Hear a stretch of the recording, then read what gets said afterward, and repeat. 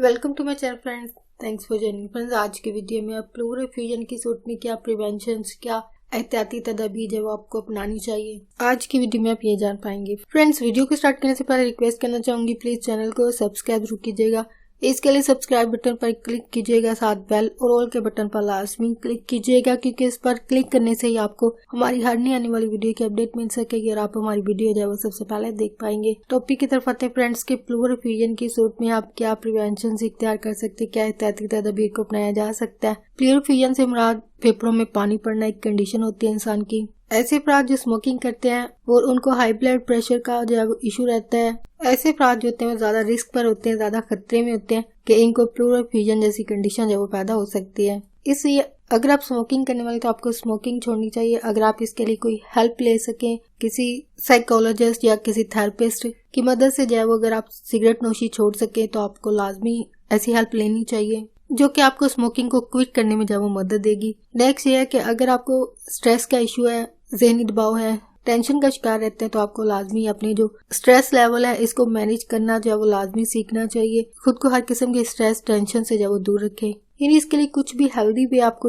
ढूंढना पड़ेगा। यानी रीडिंग वगैरह कर सकते हैं, बुक रीडिंग कर सकते हैं, कोई अच्छी सी मूवी या डॉक्यूमेंटेशन देख सकते हैं। यानी जो भी आपको मीडियम मिले जिससे आप सारी बातें खुद को ज़हनी दबाव से जब दूर रख सके, आप उसको जो तैयार कर सकते हैं। नेक्स्ट ये है कि आपको अपनी नींद जब वो पूरी रखनी चाहिए, जो कि 7 से 8 घंटे होते हैं। आपको लाजमी इतने घंटे की नींद जो वो पूरी करनी चाहिए। और इसके अलावा अगर आप हाथों को वॉश करते नहीं है तो आपको लाजमी अपनी हैबिट ऐसी बनानी चाहिए कि आप अपने हाथ जो वो धोते रहें। यानी कुछ भी खाने पीने से पहले या खाने के बाद या घर में कोई भी घरेलू काम करने के बाद आपको लाजमी हैंड जो है वो वॉश करने चाहिए। आपको लाजमी हैबिट बनानी चाहिए। नहीं, कुछ लोगों को हैबिट नहीं होती है, यानी हाथ धोना वो जरूरी नहीं समझते। लेकिन आप डस्टिंग भी, अगर एक एज एग्जाम्पल बात कर रही हूँ, अगर आप घर में डस्टिंग करते हैं तो आप कभी अपने हाथों को गौर करें, गौर से देख के नोटिस करें। आपको हाथों पर जो स्याही सी नजर आएगी वो एक्चुअल में डस्ट होती है, तो आपको लाजमी हाथ जो वो वॉश करने चाहिए। कुछ लोग बस कपड़े से साफ कर देते तो समझते कि साफ हो गया, ऐसा नहीं है। स्टिल आपके हाथों पे जर्म्स या हो सकते हैं।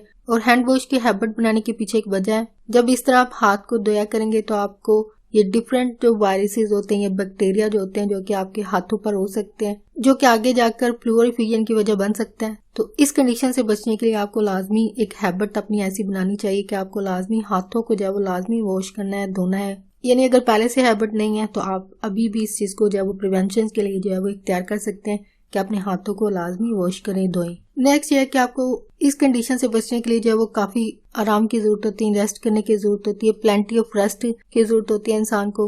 और इसके अलावा आपको ऐसी फिजिकल एक्टिविटी को जो अवॉइड करने की जरूरत होती है, यानी ऐसी जिस्मानी मुशक्कत या मेहनत या हैवी किस्म की जो एक्सरसाइजेज होती है, वर्जिश होती है। यानी आपको अपनी बॉडी पर प्रेशर नहीं डालना है, बोझ नहीं डालना है। यानी आपको ऐसी फिजिकल एक्टिविटी से जब वो परहेज करने को कहा जाता है या करना चाहिए आपको, जो कि आपके लिए दर्द की वजह बने या फिर आपको सांस लेने में जब वो दुश्वारी पेश आए। ऐसी एक्टिविटी को या ऐसे जिस्मानी कामों को, मुशक्कत को जब वो आपको छोड़ने की जरूरत होती है, जिसकी वजह से आपके लिए ये दोनों कंडीशन जब वो पैदा हो जाती हैं। यानी आपको दर्द महसूस होती है या वाली कंडीशन है, या तो दर्द महसूस होती है या फिर इंसान को सांस लेने में जब वो मुश्किल पेश आती है, इंसान सांस नहीं प्रॉपर या आम तरीके से ले सकता है। और इसके अलावा अगर आपको जो प्लूरल फ्यूजन है जो कि इन बीमारियों की वजह से है या मेडिकल कंडीशन की वजह से है, वो है कैंसर है या फिर जो कंजेस्टिव हार्ट फेलियर यानी दिल नकारा हो चुका है, या फिर ये किसी फेफड़ों की किसी बीमारी की सूरत में अगर आपको हुआ है, तो ये ऐसी बीमारियां और मेडिकल कंडीशन है जो कि जाहिर बात है इंसान के लिए जो काफी कॉम्प्लिकेशंस पैदा कर देती हैं। और स्पेशली अगर आप बहुत ज्यादा फिजिकल काम कर रहे हैं तो इस सूरत में आपको लाजमी एक दफा डॉक्टर से अपने मशवरा लाजमी करना चाहिए। जो वो आपसे कहें आपको वैसे ही जब करने की जरूरत होती है। अगर आपको हैवी